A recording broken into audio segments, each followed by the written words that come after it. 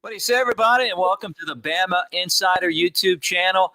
We really love having you with us and appreciate your time tonight as we'll talk about Alabama sports. Of course, we're the Alabama rival site. You can always check out all the latest in recruiting and what the Crimson Tide are doing on BamaInsider.com. He's Kyle Henderson. He's the managing editor of Bama Insider. I'm Mick Gillespie. A pleasure to have you with us tonight. We will take your calls at 205-850-0883.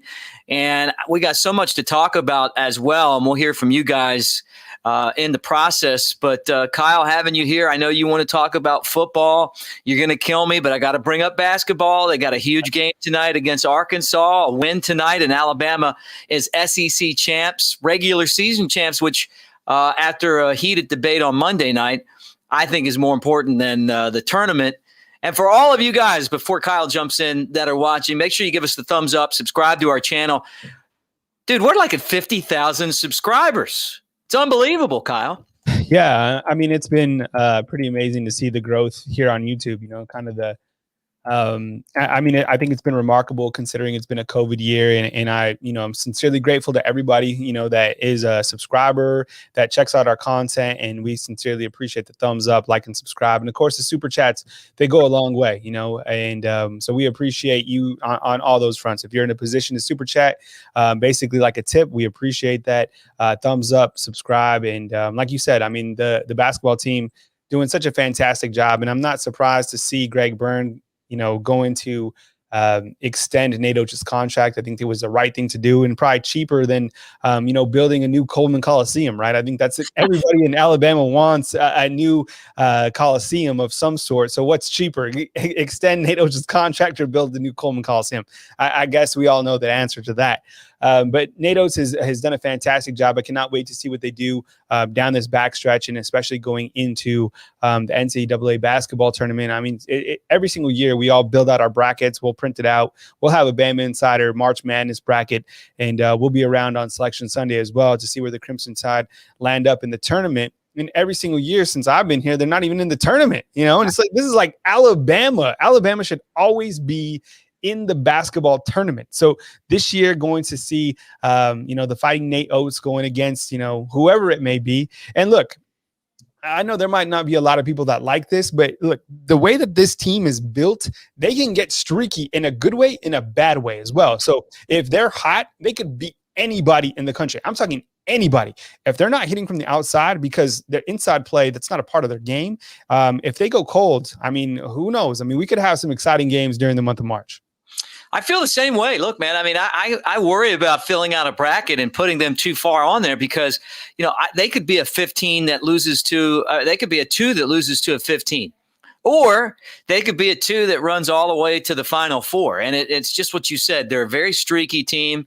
But it's exciting to know that they're going to be in the tournament. And you just mentioned it. I mean, I've been around a long time. You just got here, right? And you're saying, hey, I don't remember Alabama being in the tournament. That's because they haven't been.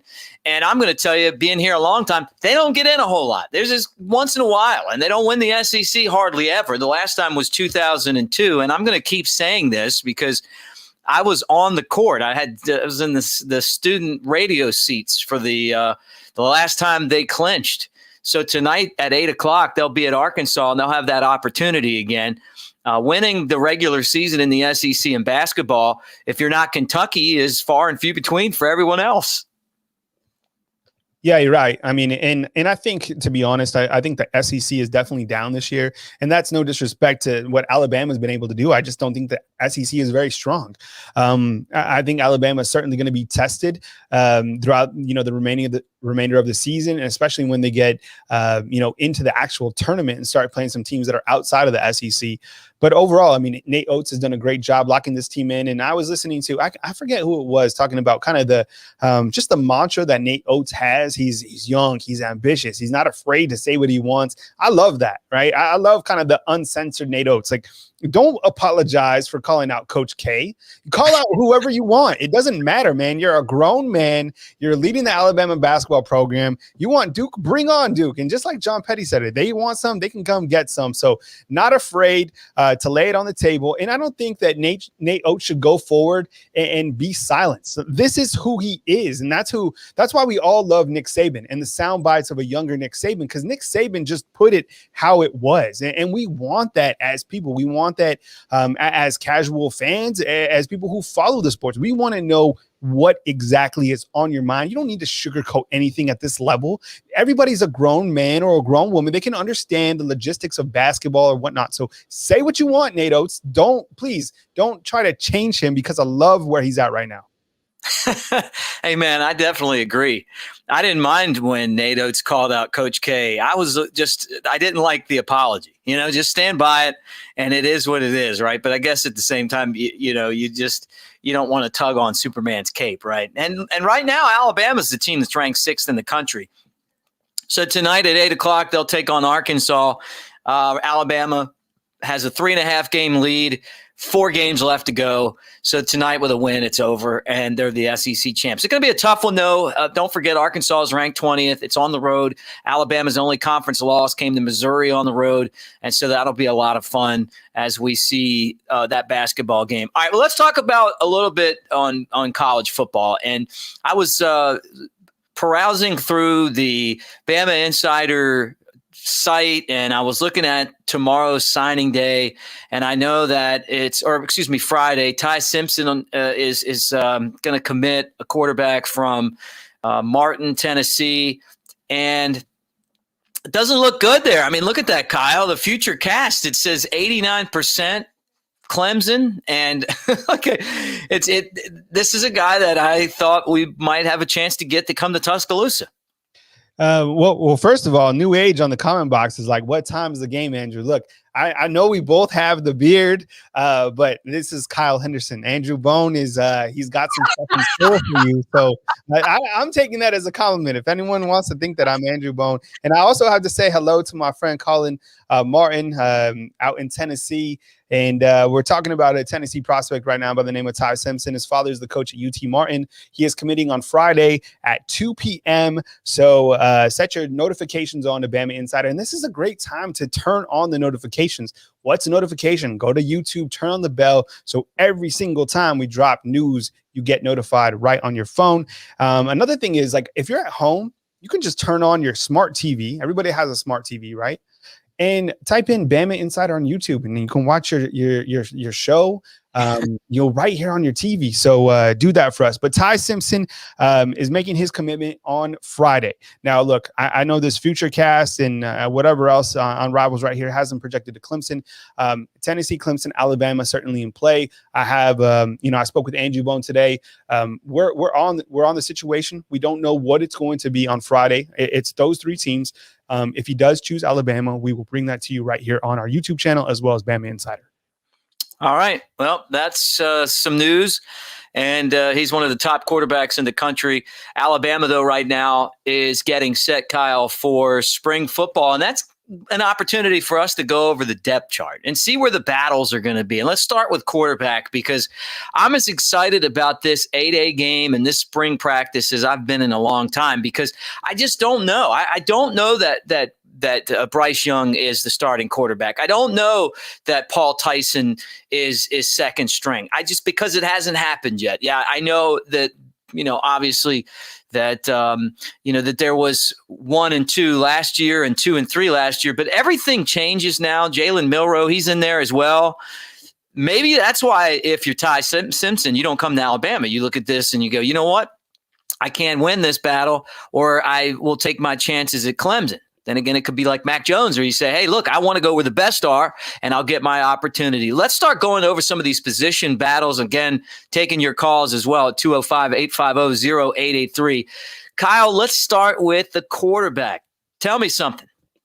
Well, I think there's a couple different camps. And the first thing that I've learned about living in Tuscaloosa, this is my 5th year now living in Tuscaloosa, that the backup quarterback is always the better quarterback. Every single season I've been here, the backup is always better. They're like, so as we kind of turn the page to Bryce Young, and from what I gather, my intel, people are like, it's Bryce Young's team. Like, yes, Paul Tyson is certainly going to get his opportunities. I just said on a video today that I put up, I'm sure you guys checked it out. They're like, I talked about my excitement for Paul Tyson, and I cannot wait to see him because we're also curious to see what he brings to the table. Guy's been here for now going on 3 seasons, and they just haven't given him an opportunity. But look, Bryce Young is the guy. I mean, this guy is coming in with an opportunity to be QB number 1. He's going to work with the first team offense, but again and again, I always hear, like, as soon as I start talking about Bryce, people are like, oh, you're sleeping on Paul Tyson. Don't you sleep on Paul Tyson? And as soon as I start talking about Paul Tyson, they're like, why don't you like Bryce Young? And then as soon as I start talking about both of those guys, they're like, you're forgetting Jalen Milroe. Look, so this is the situation going into springtime. You have Bryce Young coming in. All right. He got limited opportunities last year. It was the SEC only schedule. Saban's talked about that. Then you have Paul Tyson. This will be his 3rd season at Alabama. And then you have Jalen Milroe, who's an early enrollee at Alabama. All these guys are under a new offensive coordinator in Bill O'Brien. Now, just because you have a new offensive coordinator doesn't mean that the offense is going to change. I think what we've seen from Alabama and what we've learned from Alabama is that Brian DeBall, when he came over from the New England Patriots, brought that passing tree, and then Alabama, Nick Saban has kind of added wrinkles to that, whether it was Mike Locksley, whether it was Steve Sarkisian, and now Bill O'Brien kind of building onto that foundation that Brian DeBall started. Each of the quarterbacks, I think, provides a little something different. I think Bryce Young is that shifty quarterback, has that magic, if you will, can make plays happen. Paul Tyson, the big quarterback with the big arm. And I love size, right? You love size at this level in the NFL. And then you have Jalen Milroe. And I think he's a guy that maybe has a combination of both. I think he's 6'4", and he has the best top end speed. So you have 3 different quarterbacks coming into this room. And, we'll have to see if Alabama adds another quarterback on Friday, but I can see your point, Mick. I mean, if you're coming in, do you really want to come in to Alabama? They're going to get a quarterback at some point in the class of 2022. But once again, this is important to remember. All these quarterbacks at Alabama are currently freshmen eligibility wise. Well, it's going to be an interesting battle, and one that we'll be keeping an eye on. Another one that, I was looking at your post on Bama Insider, and I love it. It's offensive spring position battles to watch. So you guys can also go to BamaInsider.com, click on it, and take a look. And you said you've got favorite, challenger, and don't sleep on, right? So let's go to running back here. Brian Robinson is your favorite. You got Keelan Robinson as the challenger, and don't sleep on Jace McClellan. Okay, so to me, I get it. Like I like Brian Robinson. I know he's been around. I mean, this is almost it's his second senior season. But what has he done that tells you that he's going to be the starting running back? He just hasn't been terrible, but he hasn't been great. It just doesn't look to me, besides the fact that he's been in the games, that he's ready to be the guy. Tell me why he's going to be the guy. Well, I think, as you look at kind of some of the statistics right here, the number one thing that really jumps out is he's played in 52 games in 4 seasons, which is a tremendous amount of experience, right? And he has a size, 6'1", 230 pounds. So Alabama, if you look to the rest of the running backs, no running back is as big as Brian Robinson. I think you look at the rest of the running back depth chart, and let's kind of run through it real quick. You got, Trey Sanders, you have Keelan Robinson, you have Jace McClellan, you have Roydell Williams, Kyle Edwards, and then a new addition of Kamar Wheaton. None of those guys is 230 pounds. Now, I know Keelan Robinson has put on a lot of good weight, and I can't wait to see him play. But Brian Robinson has the experience. So I don't think Alabama is going to have a featured back, and I just talked about that on this video that I just uploaded a couple hours ago. I think Alabama is going to have a variety of running backs, guys that can do different things, right? So you're going to have Brian Robinson, that guy that can get things going, and then you're going to have Keelan Robinson. And depending on what he brings to the table, I think he has some juice. That's what Nick Saban said. He has a really good top-end speed, a shifty guy. We saw some photos on social media. I mean, the kid is jacked. He's like 215 pounds now. And then you have Jace McClellan, who I said don't sleep on, because we saw glimpses of greatness from him last season. And then, everyone's going to be like, oh, you're forgetting about Trey Sanders. You don't like Trey Sanders. Look, I love Trey Sanders. The guy, broke his hip or whatever happened to him last season in a car accident. I mean, let's give him some time to recover. The year before, something happened with his foot. So the guy's coming off a very traumatic injury. And Dr. Matt Ray just put some photos on social media that said that, Trey Sanders is making progression, but I would be completely shocked if he comes back into August close to 100%. I think it's going to take some time to really get him going. So yeah, don't sleep on Trey Sanders. I'm in that category. I think he's going to do marvelous when he gets healthy. I know he's been injury plagued, but going into the season, you got to look to the guys, especially during springtime, who are healthy. Yeah, don't sleep on McClellan. I think eventually he's going to end up being the guy that we all are excited about when he totes the rock. I mean, when he had the opportunities last year, Kyle, they had to take him out of the game because normally they were just trying to, basically run out the clock, and he was scoring touchdowns. And it was like, it kind of felt like maybe Alabama was running up the score. He was like a lightning bolt, out of the backfield. So definitely fired up about McClellan and what he's going to be able to do. Don't forget about Kamar Wheaton. He's a guy coming in, top running back in the country. How's that transition going to be? If he comes in and he's excellent, they'll find a way to get him the football. You'll see him out on the field. If not, he might have to grow into the spot. But the good news for Alabama is that running back, they've got some options. All right, let's talk about wide receivers. And this is a group that's going to look a lot different. 2 years ago, it was the best wide receiver core group for wide receivers, better than NFL teams, really. Right. You had the Fantastic Four with, Ruggs and Waddle and Smith and Judy. Right. Well, all those guys are gone now. And we're going to start with the wide receiver, the ex wide receiver. And this is a guy I can't wait to see touch the football. And you got him up there, Javon Baker. I wanted to see more Javon Baker last year.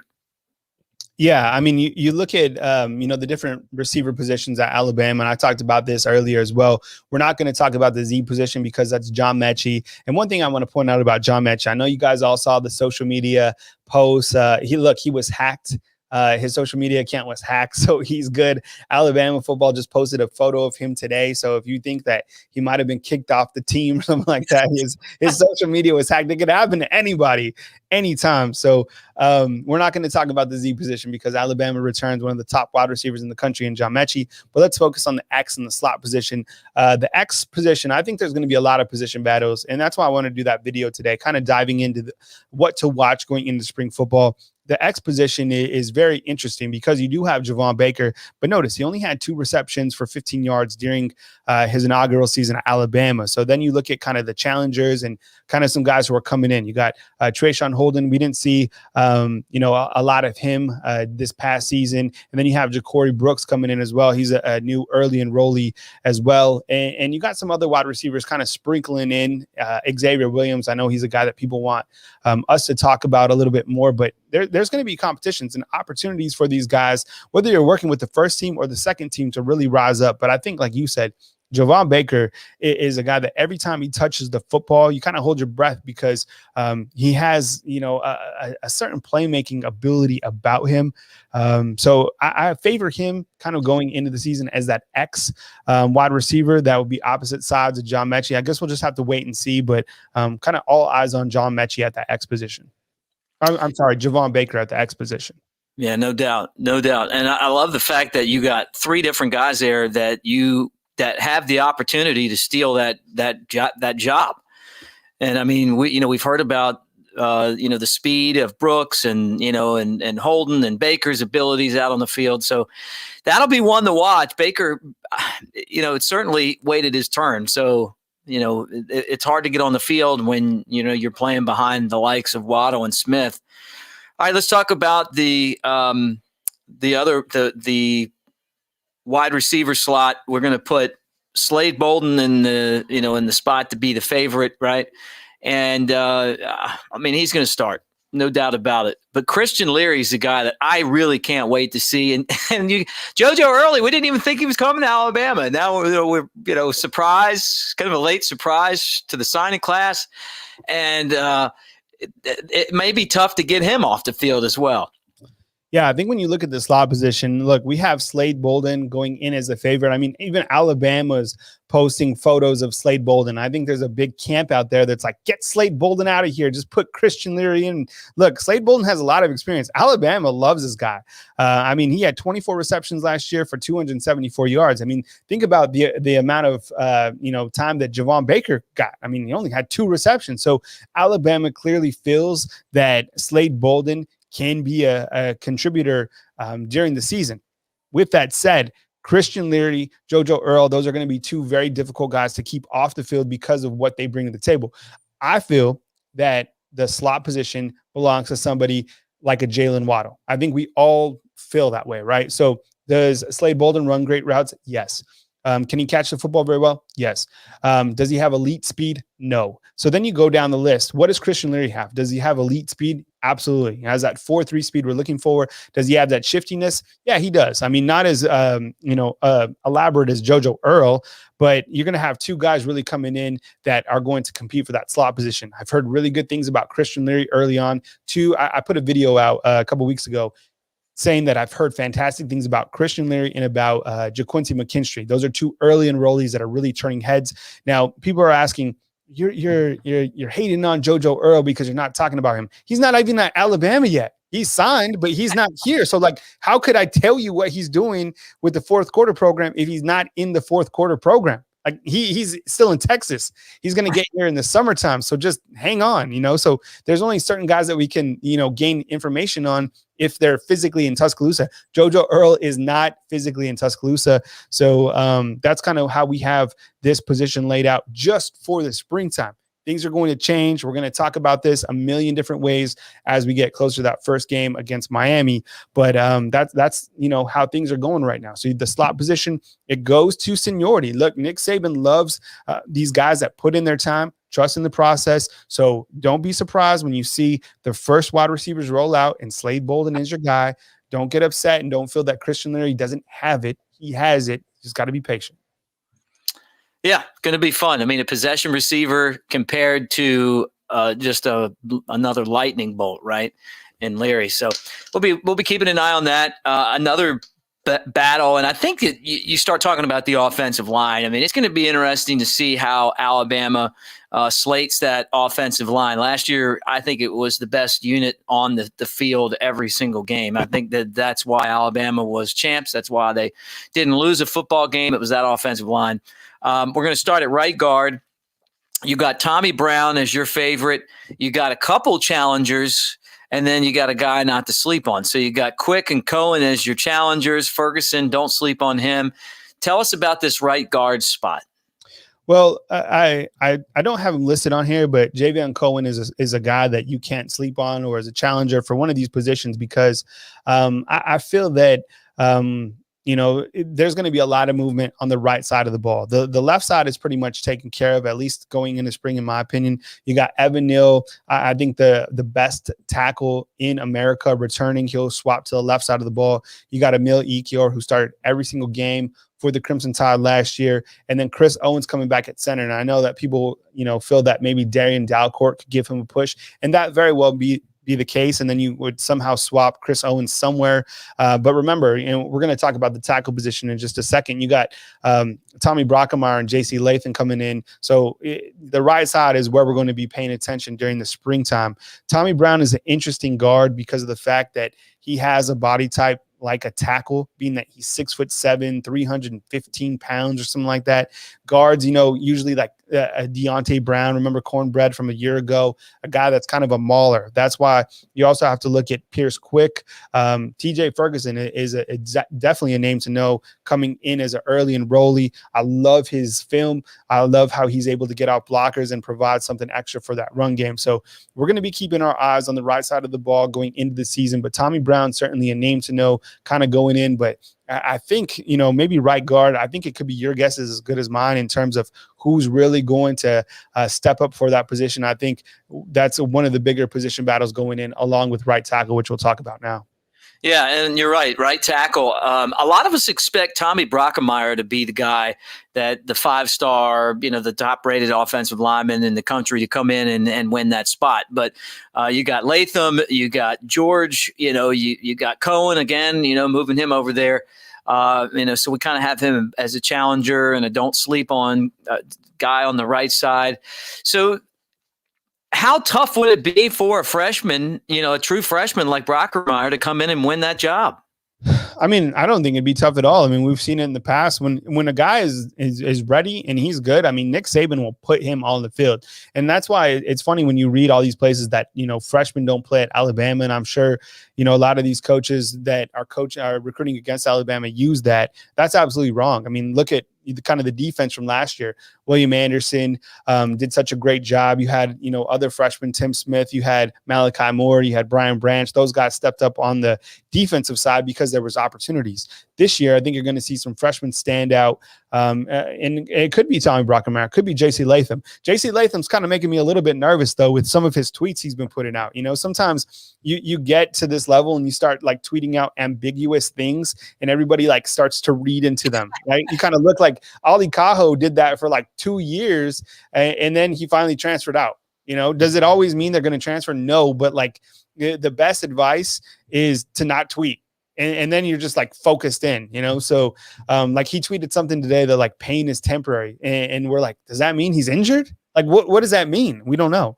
But kind of going into the spring period, you got Tommy Brockemeyer. And remember Sam Spiegelman? We had him on. He's a Rivals, Southwest analyst or whatever. He's fantastic, by the way. Follow Sam Spiegelman.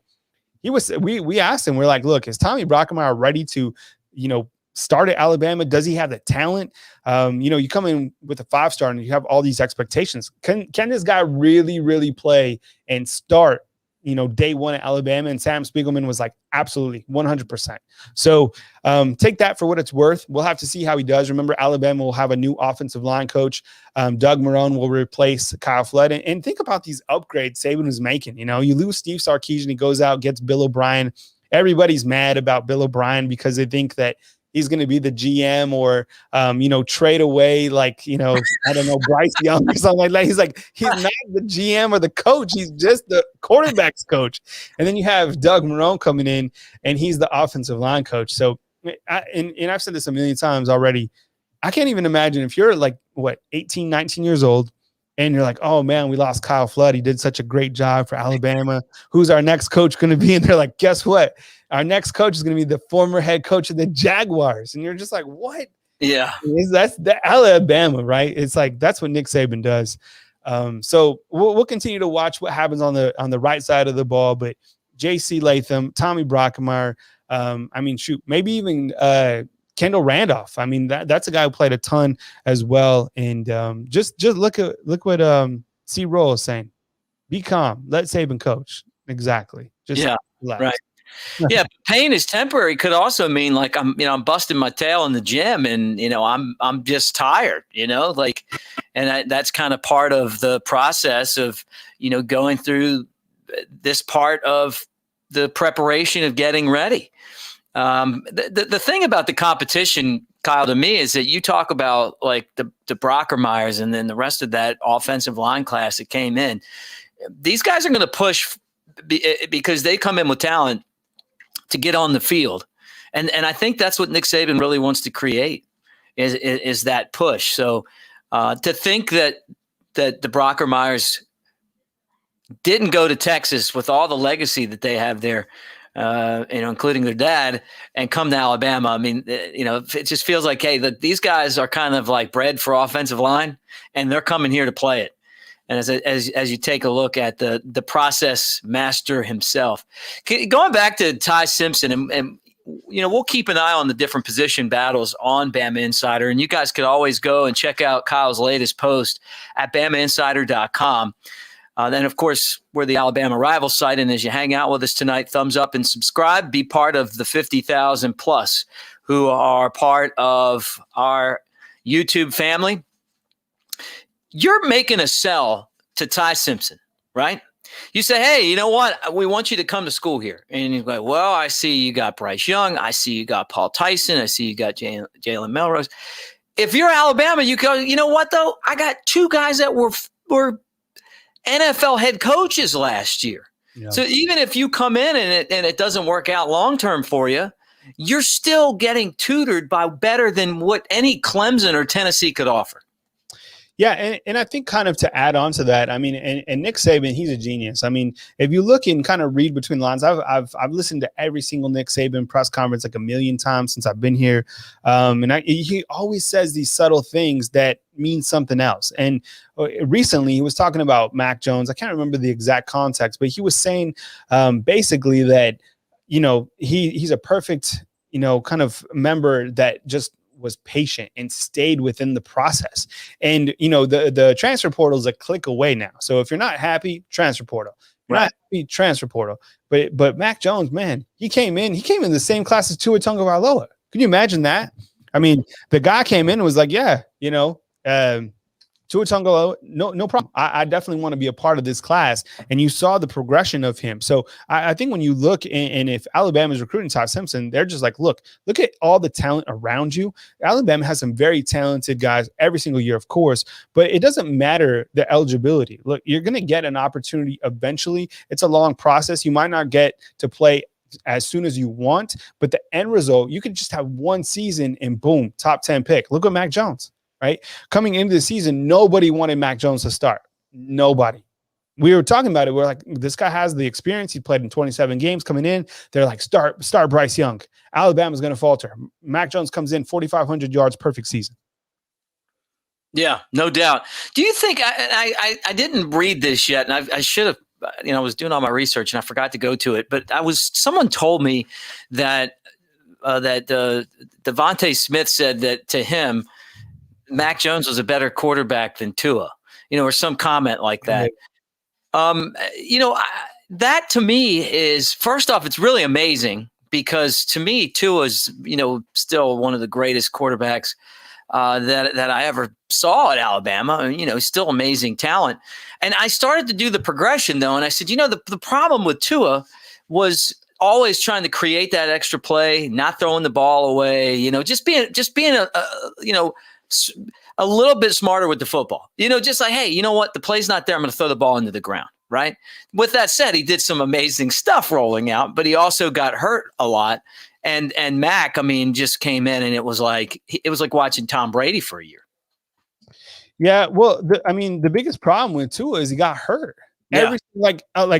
Every third game he was hurt. And look, I love Tua. I have so much respect for the way he did the football. Nobody threw it better. It's like every time he threw it, it was like a little baby angel was floating into the receiver's arms, right?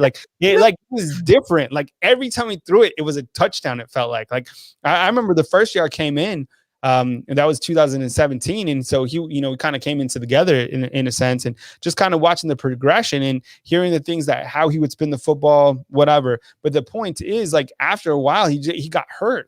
Remember he missed the first spring game because of his index finger. A lot of people forget that. And then it was all these injuries.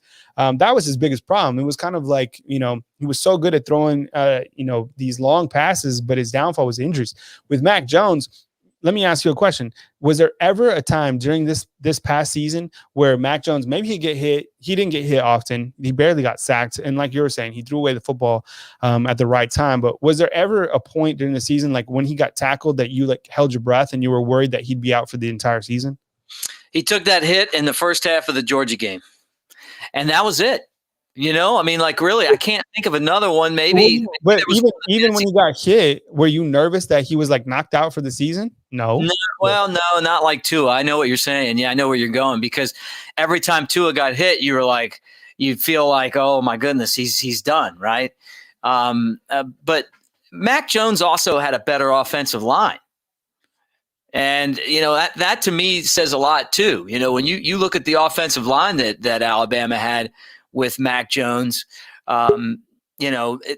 you could say what you want to say about Mac, but at the same time, he's also behind this offensive line that is just full of beasts, right? Yeah. So I hit the wrong button. I exited out. So give me a second. I went into this strange place. I hit this button and I just vanished, and I was like, oh crap. You didn't get to hear my expert analysis there. Look, basically what I said was is that Mac Jones, and I was one of the people that was kind of like, hey, I want to see Bryce Young. I like the dual threat guy. I was a Tua guy, and I was wrong. I mean, look, Mac Jones was amazing. Like the first couple games, I'm like, I didn't realize he had the touch on the deep ball.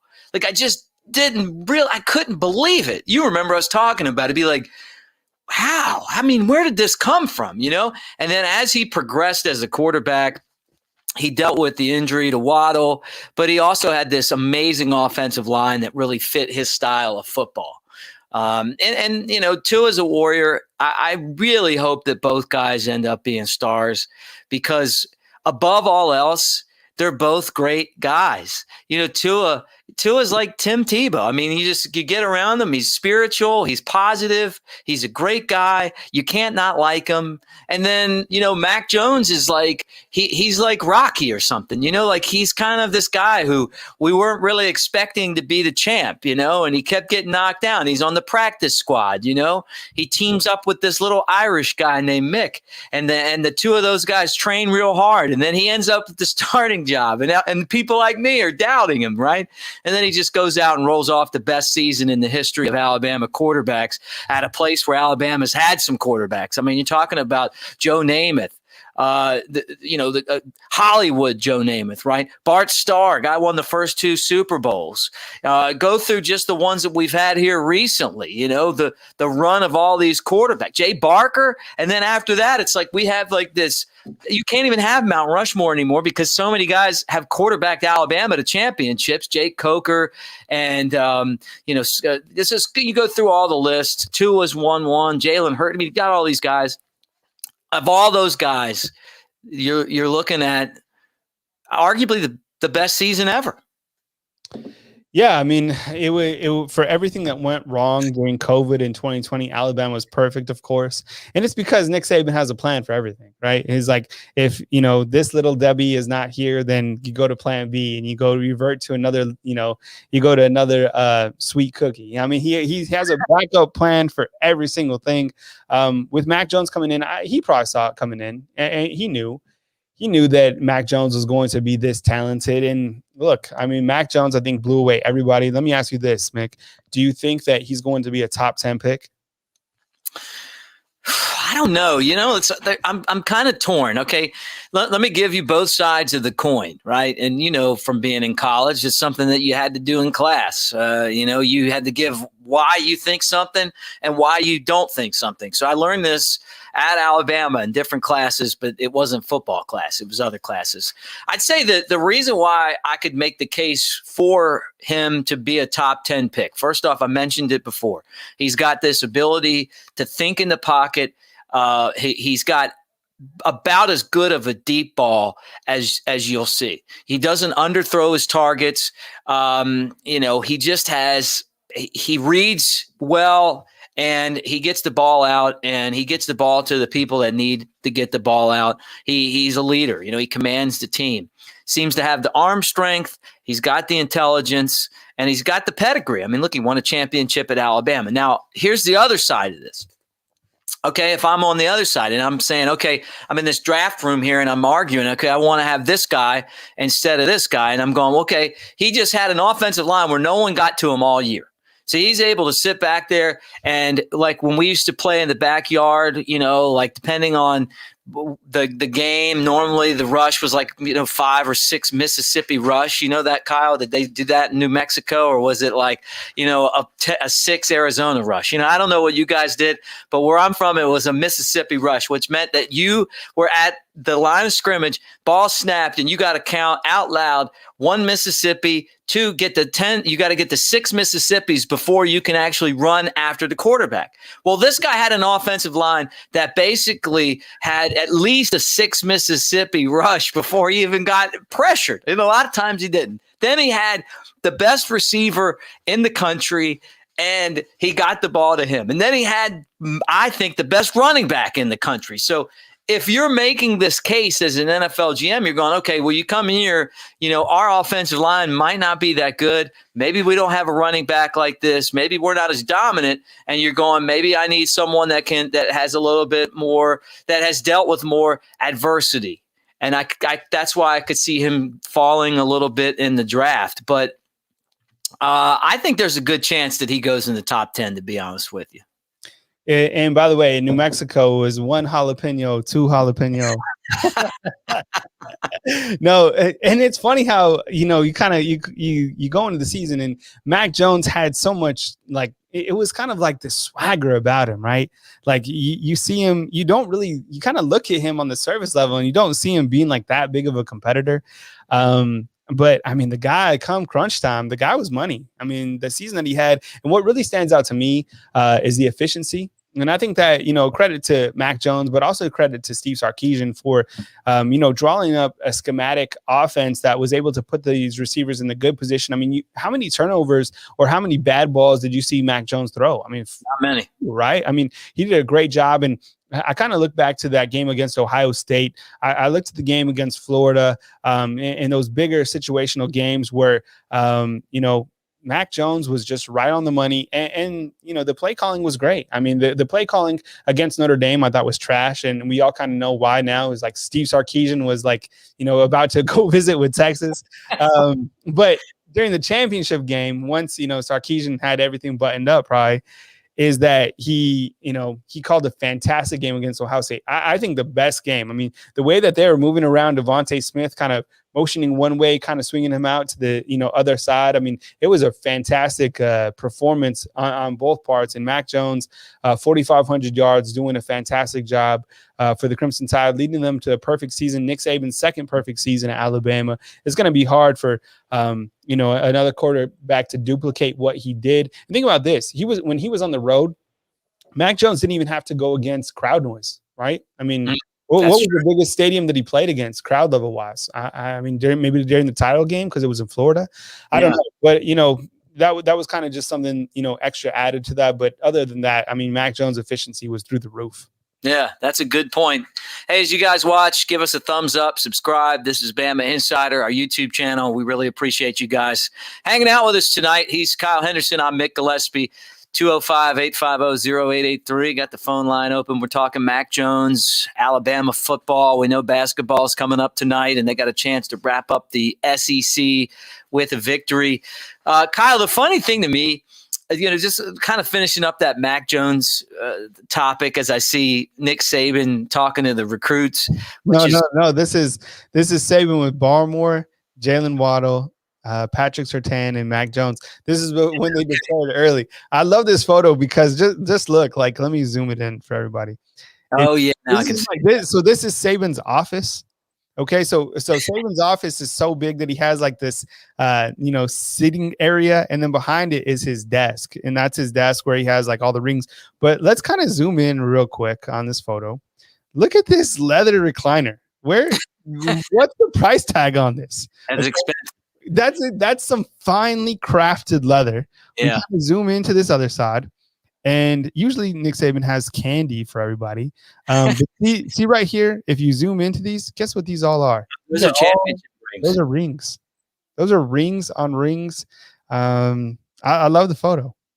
Just had to zoom in a little bit. Those little subtleties. Yeah, it's hard to see with the masks on, and then you widen it. I'm like, oh yeah, I know those guys. Yeah, what a crew, and every single class that he's had come to Alabama has won at least one championship, which is just phenomenal. Mac Jones, when was the point of the season that you realized this guy's got it under control? I know mine. I'm not going to tell you mine right now because I want to hear yours first, and I don't want to influence you at all. But there was a point in the season where I realized, okay, this guy he's the right guy for the job.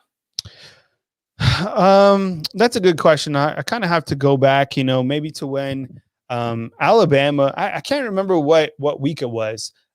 Everybody, you guys know, if you're watching on social media, Alabama football, they have such a great creative team. They come up with all these, special videos for their players. And it was just before, it was either before or after one of these games.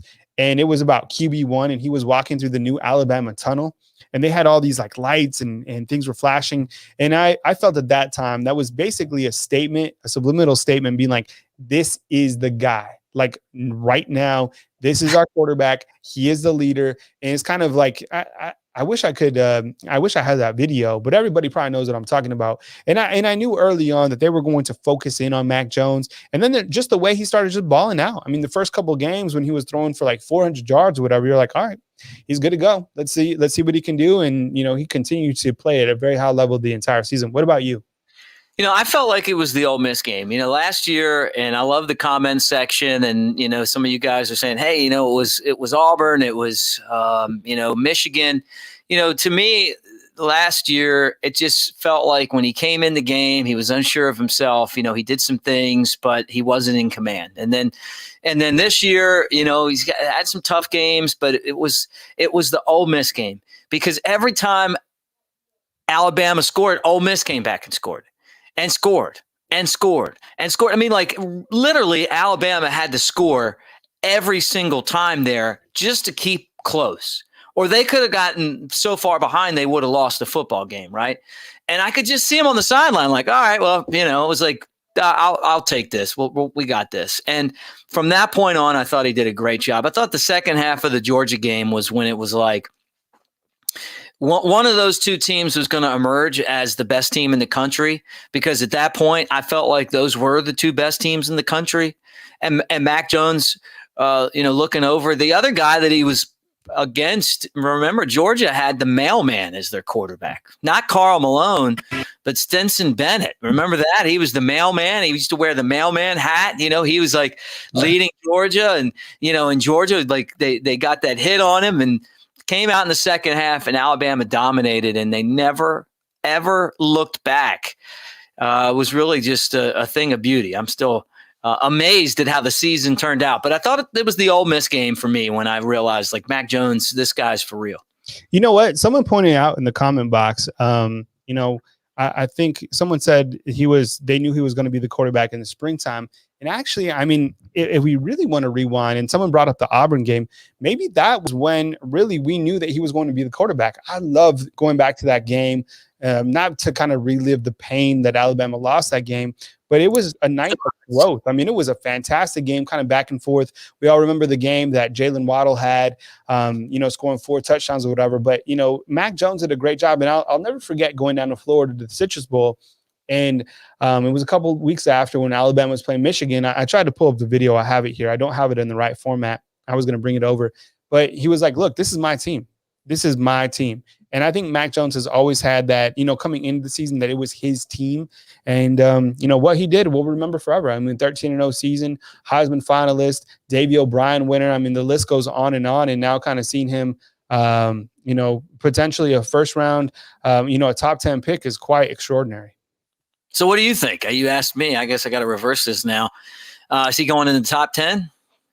Yeah, why not? I mean, I think, it's a crowded quarterback NFL draft. I mean, you kind of look at, the guys that are going off the board. We know Trevor Lawrence is going to go. Justin Fields, people love Justin Fields. All right, let's kind of examine the games of Justin Fields. Look, I'm not hating on Justin Fields. I'm just saying I watched him play against Northwestern. I watched him play against Alabama. Northwestern has a sneaky good defense. And then I watched him play against Indiana, where he threw 3 interceptions. I mean, so I don't really know what to think. I'm sure NFL scouts, of course, know much more than me. I'm not really impressed with Justin Fields overly. There's a couple other guys like the Zach Wilson guy. I guess, speaking with Matt Miller, who is an NFL draft scout, he loves, the guy from BYU. But look, Mac Jones did this at the highest level with NFL talent surrounding him. He has the IQ. This is the guy that I think is a positive addition to any NFL organization. Look, I follow the 49ers.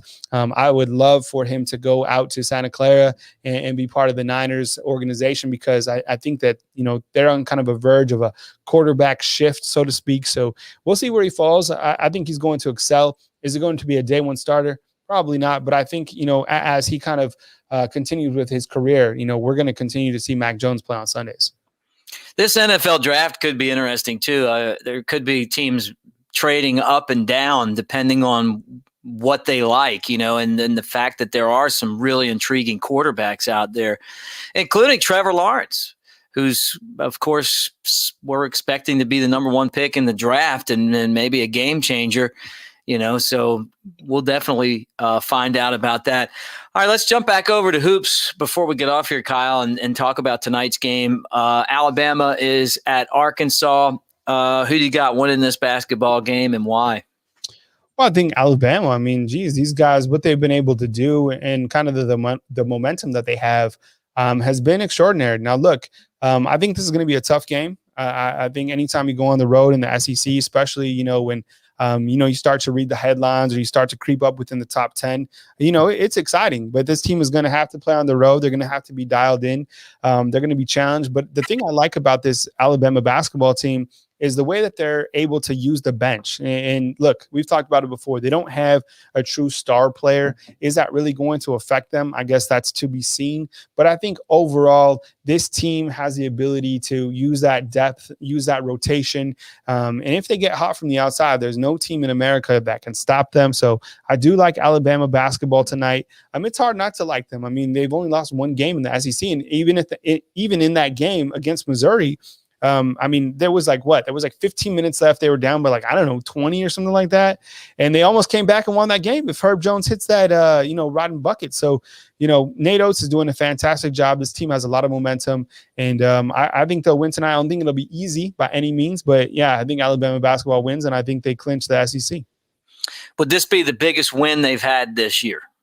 And I don't mean just because they're obviously SEC champs, but going on the road and beating a top 20 team could be their biggest win.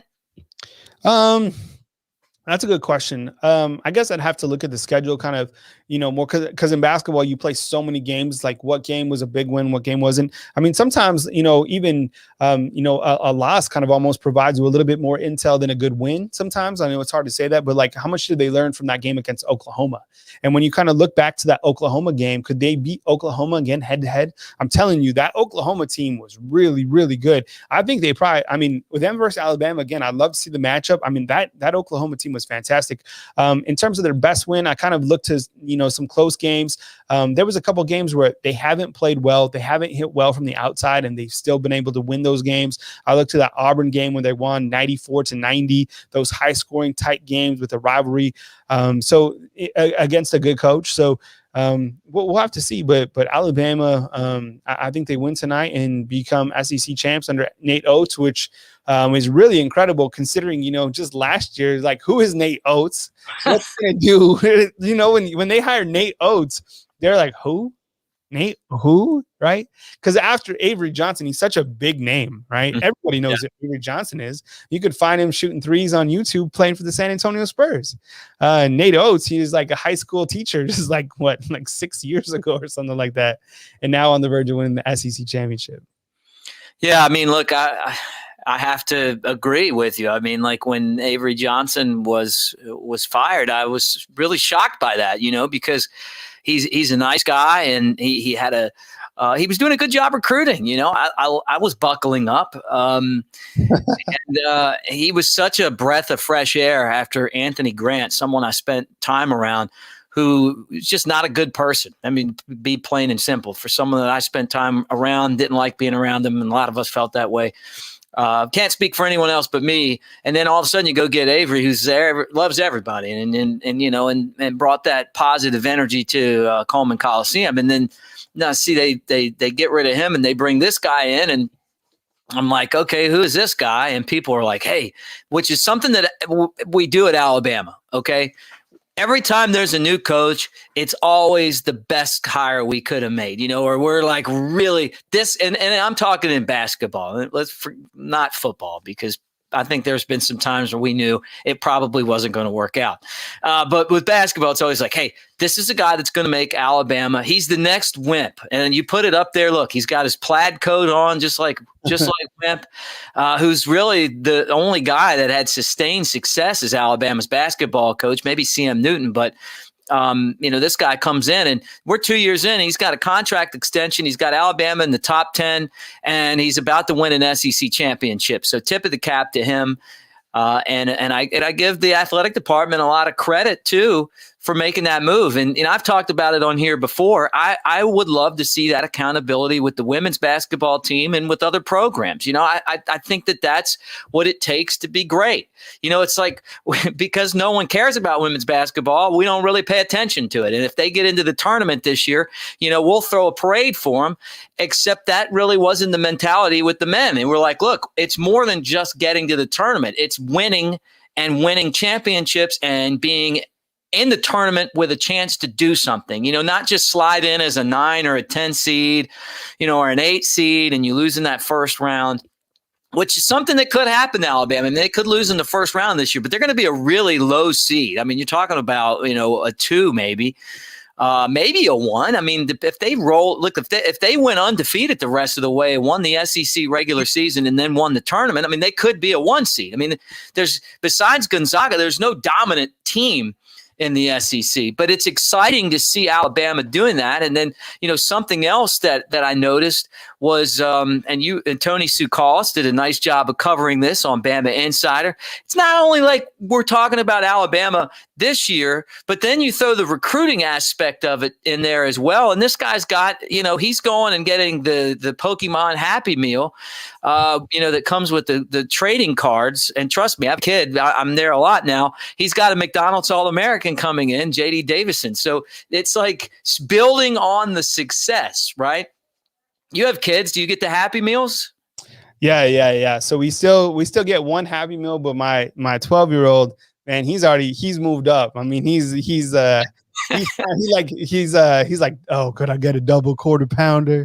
So he's a big dude. Big. Not a big appetite, but I get what you're saying. I mean, J.D. Davidson, by the way, McDonald's All-American. So, I mean, geez, Nate Oats is recruiting to the roof. He's from Alabama, right? So, It's really incredible now living in the state of Alabama for going on 5 years, the amount of talent, not only on the football side, because Nick Saban does such a great job recruiting the home state of Alabama, right? But the basketball talent here is incredible as well. To kind of see guys, come from Alabama to the program. I think John Petty, right, not too far away, and to see what he's been able to do. And now J.D. Davidson, can't wait to see him. I know he's got a big game on Friday night, McDonald's All-American. So you're right. I mean, Nate Oats, what he's been doing quickly at Alabama, just year 2, really excited. Can't wait to watch those guys. 8 p.m. tonight, right? That's the tip time, Mick? Yep. And it's interrupting my, obviously, we do our talk every Wednesday starting at 6. And then I normally slide over and watch AEW wrestling, so we can break that down together, right? No, I'm just kidding. But I've been going hard on so during the springtime. I'm like, for anybody who knows me, I'm all gas, no brakes. So I'm always like doing something like work wise. But I fired up The Sopranos again, so I've been hitting The Sopranos hard. My favorite show. I love it. And so I've been diving into that. Of course, I just posted another video today, so definitely go check that out. We'll catch you, after the basketball game. We'll have NATO's press conference and all that stuff right here on Bama Insider. I mean, just for the sake of our audience, and I know there's a lot of people that are hanging right now wondering what show and season are you at right now in Sopranos? Oh, I'm on. So they just blasted one of Tony's guys. And so I'm on season 2. I don't want to say his name because it's like, it's expensive. But Tony had to take him out on a boat, and he was basically wearing a wiretap for the police. And I remember that one. Tony had basically just executed Matt Bevilacqua because he had put a hit out on Chris and kind of that whole tie-in. So, The Sopranos, I love it. I mean, truth be told, there's only one show that was actually rated higher than The Sopranos, which is The Wire. The Wire out in Baltimore, the Baltimore precinct. So, you got to go with those shows that have the high. I love Rotten Tomatoes. There's some people who go with it, or there you go, Sean. Thank you. Yeah, Big P. I knew who you were saying, Sean. Yeah. Thank you. Big I appreciate it. Yeah, so that's where we're at. Well, look, man, did you watch it the first time around, or is this? No, you know what? I watched it for the first time like 2 years ago. And, for everybody who's watched it or hasn't watched it, I know, the length of it. I don't want to provide any spoilers because I would tell my buddies that I was watching it for the first time, and people were like, oh my goodness. They were like, I'm so jealous of you. But now Yeah. watching it the second time, you continue to connect all those pieces, and I mean, it's great. I mean, it's definitely a great show. I do Sopranos, I do Mad Men, The Wire. I mean, you name it. I mean, I don't watch a ton of shows. I like have to be like sold on my shows, but that's how it is. Well, look, man, I agree. Wire's the best. Sopranos right there with them. Game of Thrones, if you guys would have just taken a little more time to finish off the last season, if you'd done it right, you'd have been right there with. They scrambled. They didn't do it. They didn't do it right. That's like going through that. That's basically like Alabama basketball right now. I mean, they're on fire, and then they get in the tournament and lose to the 16 seed. You know what I mean? Yeah, I mean, it was so bad you can't even the cinematography with like Khaleesi flying in on the dragon and like blowing up, King's Landing, whatever at the end. Like, that was pretty cool, but like how everything went down, I just didn't like it. So, I think they're doing like a prequel or something like that to the Game of Thrones. I mean, that would be like the Game of Thrones. You'd have to watch that like 3 times to connect all the storylines because there's so many different families. Yeah, but I loved it. I mean, they started off. I remember the first episode of Game of Thrones. They started off and they just killed Ned Stark, like the main character. You're like, what? This show is lit. So yeah, Game of Thrones definitely a great series as well. All right, I'm going to tell for John Martin. I'm going to tell you a couple Anthony Grant stories, just so to let you know why I can't stand the guy. So I filled in for Chris Stewart doing play-by-play for a basketball tournament when Alabama played Maryland, which, by the way, was the school I transferred to Alabama from. And Anthony Grant wouldn't talk to any of us and made us sit outside of the room where you eat. Like the room where you basically when you go on a trip like that. Everyone goes into you kind of travel with the team. I was working for the Crimson Tide Sports Network, so we all travel together. And I just noticed that from some of the other people that were working with him, they were very uneasy, and it was because of him. He just wasn't a good guy to be around. And maybe he was just I don't know. Maybe he just had some issues as far as being worried about not having success with the job or whatever. So anyway, we're in Puerto Rico. We got all this great stuff on the resort. And instead of him like saying, hey, I can do my pregame interview. This is just one example because there's more at, whatever, like 2:30, which is, I'm sure with Nate Oats, he's probably like, hey, come eat with us. We'll do it afterwards, or be there at this time. Anthony would never do that. He just had this thing where he wanted to give you a hard time. And it wasn't in a fun way. And then I sit there and I wait an hour and a half. He finally comes out.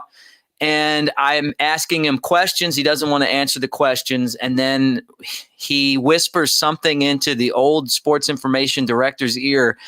And the guy comes over and he's like, Anthony wants to know if you're, and he used the F word, a book.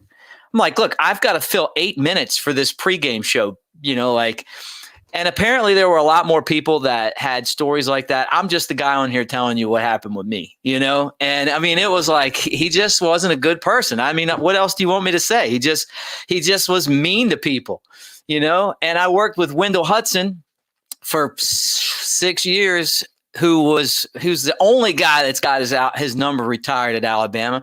He was the women's basketball coach. I've never been around a better human in my life. Not only did we get invited to all the food spreads and anything that the team was doing, he wanted you to bring your family. He wanted to do anything he could to make your experience at whatever we were doing, wherever we were going, the best it could be. And he was like that for all of his players as well. And you're talking about a guy who he was the first African-American to go to Alabama on a scholarship. I mean, this is like a legend, right? And he just, he just treated everyone with class and integrity, and it was like the exact opposite experience that was, and me, thank God, I just was doing a couple games. But anyway, that's what one of the so my story with I didn't know Grant, so whatever. I mean, some people like each other, some people don't, some people have different opinions, whatever. I don't care about all that stuff. Avery Johnson, right? For Halloween, he would give out to all the kids full-size candy bars. Yeah, right. That's what I'm talking about, man. He's a great guy. Look, if you're a parent out there and you have to buy candy, the full-size candy bars are expensive, okay? So everybody would go to Avery Johnson's house and he would be giving out he wouldn't give out like one Snickers to your kid. He would give your kid like 5 full-size different candy bars. So, I mean, yes, he was getting paid a ton, but he had a set budget out for candy for kids. So, that was my experience with Avery Johnson, other than, he was a good guy and, he's not certainly doing a better job coaching the Alabama basketball team. And these guys just an hour away from winning the SEC. So we'll have to see what these guys do. Yeah. And look, man, I mean, being around, I've never been around anyone worse than Anthony Grant. But you know what, as a coach, I mean, you talk about someone that was right on the verge, and maybe, you learn from experiences, right? Maybe you go through it, and you don't succeed. And I think that was one of the reasons why he was let go so early. Success on the court matters, but at Alabama, you'll get those extra years if people like you, like if you're a likable person. His date, was he at Dayton, right? And they were like, they were like a top 10 team last year, and so they would have been a high seed in the tournament. And, I was curious to see kind of what happened there. And that's the tough part about what happened last year is we didn't have a tournament, right? So we don't really know what would have happened with some of these different programs. Yeah, I don't know. I mean, they play so many games in basketball. It's just like, it's kind of, I know you love baseball and these other sports, but it's like, that's why I love football so much, is because it's like, it's all laid out within these 12 games. And you can really get to where, how good these teams really are, whereas like basketball is like, they win one game, then they lose a game, then they win 3 games. And there's 7 more games still. You're just like, oh my goodness, just like, is this team good or not? That's why like March Madness is so exciting for fans, is because you're like, finally, this season's about to be over and we get to see who can finally, win the title. And that's when you can see who can string along, those final ending games. But too many games, in my opinion, for a lot of these sports. I think, look, I get it. I'm a fan. I watch all these other sports as well. But like, sometimes it's like so many sports have so many games, like hockey. They really need to be playing like 80 some games, or baseball, 162 games. I mean, come on. 162 games. Yeah, it's a lot of games. It's too many games. Well, the good thing is, guys are like complaining about 17 or 18 games. I mean, I don't know. It's just too many games. Well, the good thing is, like I said, at Alabama right now, you've got so many different programs that are poised for success. Softball, baseball, men's basketball tonight, obviously with a chance to wrap things up. Even women's basketball, which I want to see more accountability there. But look, they were on the verge of making the tournament for the first time in 20 some years. So a lot of great things going on. I saw swimming and diving, men and women's golf. I mean, it's crazy, but it's all driven by football. Well, Kyle, I know you want to stay on and do another hour. You want to lead everybody right up to tip off of the basketball game, but we have to bid everyone farewell now for the night. Before we do, though, we're dismissing early for the basketball game. What do you have on tap, and what do we got on tap this week at Bama Insider? Tons of stuff every single day. There's a million stories that are pertaining to Alabama basketball, football. Ty Simpson commits on Friday, so definitely keep watch on that. We'll have shows, every single day. We might have something special for you planned on Friday evening, so stay locked on. You can follow us on all our social media channels, Bama Insider. We'd love to earn your business. I know super chats are tough for you guys, so that thumbs up and a like and subscribe would mean a lot to us right here at Bama Insider. All right, Kyle, and the rest of you guys out there, thanks for watching. And again, subscribe, give us a thumbs up, and subscribe to the channel, the Bama Insider YouTube channel. We appreciate all you guys. Big game for Alabama basketball tonight. We'll be covering afterwards. Don't forget, Nate Oats and his press conference will be on as soon as that basketball game concludes, and you'll be able to watch it right here on Bama Insider. So for Kyle, I'm Mick. Thanks, everybody. Roll Tide.